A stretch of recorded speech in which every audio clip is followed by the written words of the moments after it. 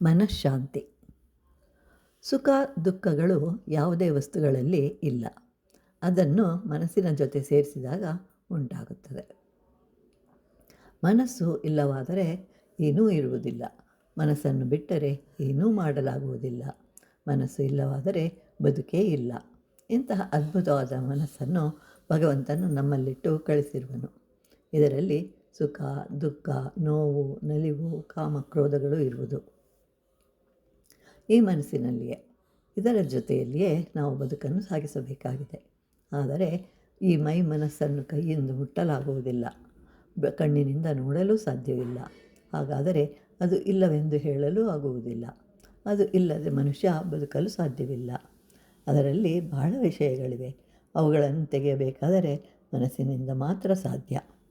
ಮಗು ಜನಿಸಿದಾಗ ಮಗುವಿನ ಮನಸ್ಸು ಸ್ವಚ್ಛವಾಗಿರುತ್ತದೆ. ಆ ಬಳಿಕ ಒಂದರ ನಂತರ ಮತ್ತೊಂದು, ಅಂದರೆ ತಾಯಿ ತಂದೆ ಹೀಗೆ. ಒಬ್ಬ ಶಿಷ್ಯ ಗುರುಗಳ ಬಳಿಗೆ ಹೋಗಿ ತನಗೆ ಮನಃಶಾಂತಿ ಬೇಕಾಗಿದೆ ಅಂತ ಕೇಳ್ತಾನೆ.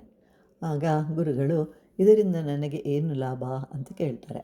ಆಗ ಶಿಷ್ಯ 1001 ರೂಪಾಯಿಗಳನ್ನು ಕೊಡುತ್ತೇನೆ ಅಂತ ಹೇಳ್ತಾನೆ. ಆಗ ಗುರುಗಳು ಹೇಳ್ತಾರೆ, ನನಗೆ ಹಣ ಬೇಡ, ನಿನಗೆ ಸಾವನ್ನು ತರುವ ಯಾವುದಾದರೂ ಒಂದನ್ನು ನನಗೆ ಕೊಡು ಅಂತ ಕೇಳ್ತಾರೆ. ಅಂದರೆ ಮನಸ್ಸು ಸ್ವಲ್ಪ ಕಲ್ಮಶವಾಗಿದೆ, ಅದನ್ನು ಶುಚಿಗೊಳಿಸಬೇಕಾಗಿದೆ.